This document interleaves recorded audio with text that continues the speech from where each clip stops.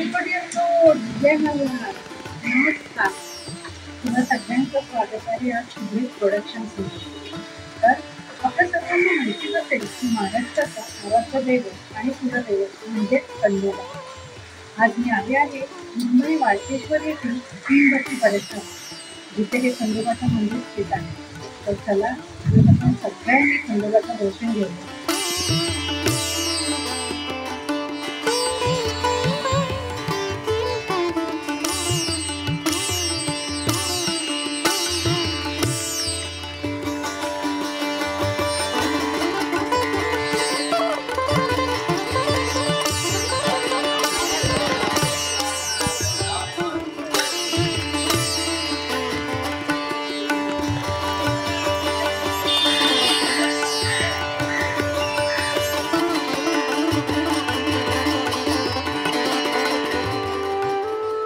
खंडोबा किंवा खंडेराय हे महाराष्ट्रातील अनेकांचे कुलदैवत आहे.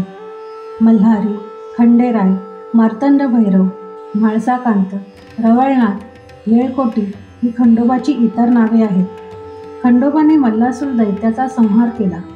मल्लाची हार झाली म्हणून मल्ल अधिक हार अशा रीतीने मल्हार हे नाव मिळाले. एका मतानुसार खंडोबा हे नाव या देवतेच्या खंडा म्हणजेच संस्कृतमध्ये खड्ग या शस्त्रावरून आले आहे.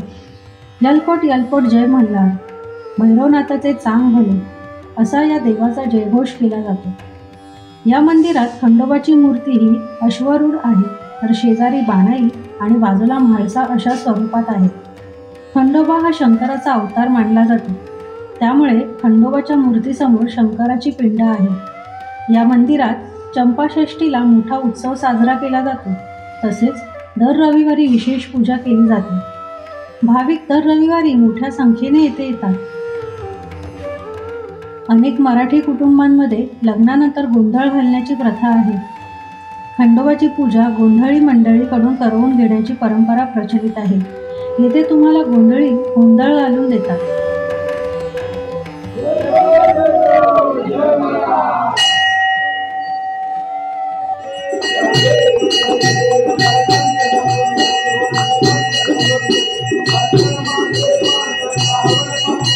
या मंदिरात देखील पुजाऱ्यांकडून पूजा करून नंतर मंदिराबाहेर भंडारा उधळण्याची प्रथा आहे. वाळकेश्वर परिसरात 3 बत्ती नाका येथे हे मंदिर आहे.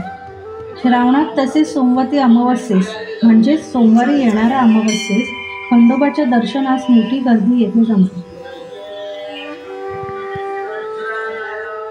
तर आता तुम्ही खंडोबा मंदिराकडे कसे याल? या मंदिरात चर्नी रोड रेल्वे स्टेशनवरून येऊ शकता. चर्नी रोड ते वाळकेश्वर अंतर 3.1 किलोमीटरचं आहे. ग्रँट रोड स्टेशन 15 मिनिटाच्या अंतरावर आहे. ग्रँट रोड ते वाळकेश्वर अंतर 3.1 किलोमीटर आहे. छत्रपती शिवाजी महाराज रेल्वे स्थानक येथून जवळपास 5.3 किलोमीटर अंतरावर आहे. येथे येण्यासाठी देखील बेस्ट बसची व्यवस्था आहे आणि दुसरा ऑप्शन टॅक्सी पण आहे.